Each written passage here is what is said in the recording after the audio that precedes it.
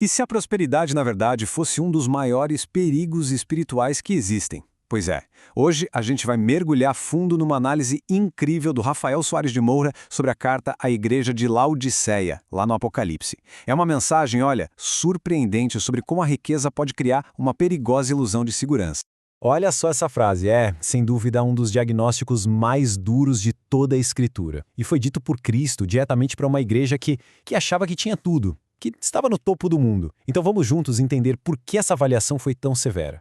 Então, para a gente conseguir decifrar a mensagem para essa igreja, primeiro a gente precisa dar um passo atrás e conhecer a cidade. Pensa um lugar que simplesmente transbordava de orgulho de riqueza. Essa era Laodiceia. Laodiceia era um polo financeiro, sabe? Um centro bancário super importante. Além disso, tinha uma indústria têxtil famosa por uma lã preta muito luxuosa. E não para por aí não. Tinha também uma escola de medicina conhecida por um colírio para os olhos. Para se ter uma ideia do poder deles, depois de um terremoto devastador, eles simplesmente recusaram a ajuda do Império Romano e reconstruíram tudo por conta própria. Agora, o que é fascinante, o que é genial aqui, é que Jesus vai pegar exatamente esses três símbolos de orgulho, o banco, a lã e o colírio, e usar contra eles para expor a verdadeira fraqueza espiritual da igreja. E aqui a gente chega na maior vulnerabilidade da cidade, que vai virar a metáfora central da carta. Apesar de toda essa pompa, Laodiceia tinha um problema sério. Não tinha fonte de água própria. A água precisava vir de longe, por aquedutos. E o resultado? Ela chegava morna, cheia de minerais, com um gosto ruim, uma água que dava náuseas. Guarda bem essa imagem porque ela é fundamental. E olha que interessante, até o nome da cidade, Laodiceia, já meio que entrega o problema. Significa algo como justiça do povo ou o povo que governa. Isso já aponta para uma cultura de a gente resolve, de autogoverno, de opinião popular acima da direção de Deus. Vamos ver então como Cristo vai lidar com essa mentalidade. Pois bem, quando Cristo começa a falar, ele se apresenta com títulos que são um confronto direto a toda essa autoconfiança da igreja. Ele se apresenta como o Amém, ou seja, a palavra final, a verdade definitiva. Ele é a testemunha fiel e verdadeira, um contraste gritante com a imagem falsa que a igreja tinha de si mesma. E ele é o princípio da criação de Deus, a fonte de tudo, incluindo da riqueza que eles tanto se orgulhavam. Basicamente, ele está dizendo: eu sou a realidade absoluta e vocês estão vivendo numa ilusão. E com essa base, vamos agora para a acusação central.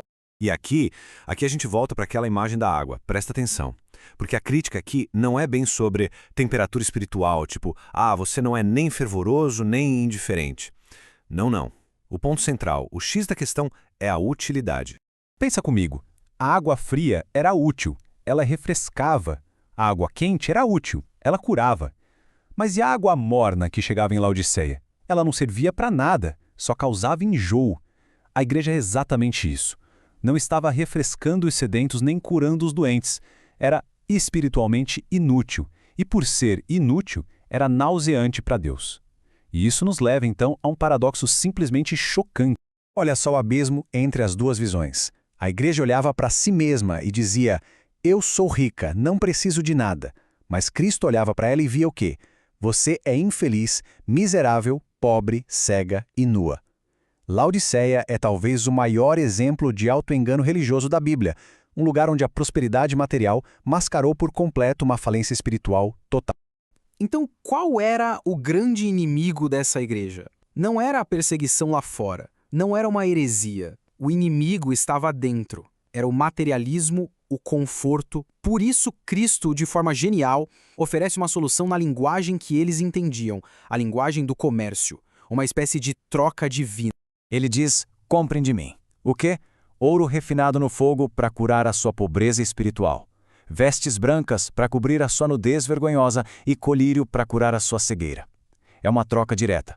Larguem o orgulho dos seus bancos, da sua lã preta e do seu colírio e peguem os verdadeiros tesouros do reino. E o chamado é para ontem, é urgente. Sê zeloso e arrepende-te. Ser zeloso aqui é o contrário de ser morno, é comece a ferver de novo. E se arrependa, ou seja, mude de direção, mude a mente de forma radical. E é importante entender, toda essa dureza, essa repreensão, não é raiva. É, na verdade, uma profunda expressão do amor de Cristo querendo resgatá-los. E tudo isso nos leva agora para a imagem talvez mais chocante, mais poderosa e, de certa forma, comovente de todas as 7 cartas do Apocalipse.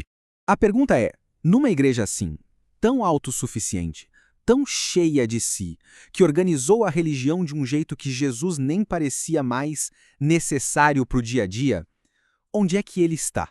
A resposta é do lado de fora. É inacreditável, mas esta é a única das 7 cartas em que Jesus se encontra do lado de fora da sua própria igreja. Ele está à porta, batendo, esperando que alguém o convide para entrar. Ele não está querendo forçar a entrada, ele não busca controle. O que ele quer é restaurar a comunhão, a intimidade que se perdeu. E o mais impressionante de tudo é que, mesmo para essa igreja que estava prestes a ser rejeitada, Cristo ainda oferece a promessa mais espetacular de todas as 7 cartas. Qual é a recompensa final para quem vencer essa autossuficiência? Nada menos que compartilhar o trono de Cristo. Olha só o paradoxo. A igreja que tanto queria governar a si mesma só vai poder reinar de verdade no futuro se agora ela se humilhar, abrir a porta e entregar o controle total a Cristo. O aviso de Laodiceia, gente, é totalmente atemporal. É um desafio direto para nós hoje. Mostra que sim, é possível ter igrejas financeiramente fortes, com tudo do bom e do melhor, mas que estão espiritualmente falidas. Mostra que Cristo pode sim ser excluído do centro da vida da igreja, mesmo que o nome dele esteja na placa. E o mais importante, prosperidade material não é e nunca foi um carimbo de aprovação divina. O maior perigo, às vezes, não é a perseguição que vem de fora, mas o conforto que nos paralisa por dentro. E para fechar, como o estudo do Rafael Soares de Moura deixa bem claro, a mensagem de Laodiceia nos joga uma pergunta no colo. A nossa vida com Deus, a nossa igreja, está construída em quê? Nos nossos recursos, no nosso desempenho, na nossa capacidade, ou numa comunhão real, genuína e íntima com um Cristo que talvez esteja do lado de fora, batendo na porta e esperando para entrar? A pergunta final é essa: o que ele busca de verdade? A nossa riqueza ou a nossa companhia?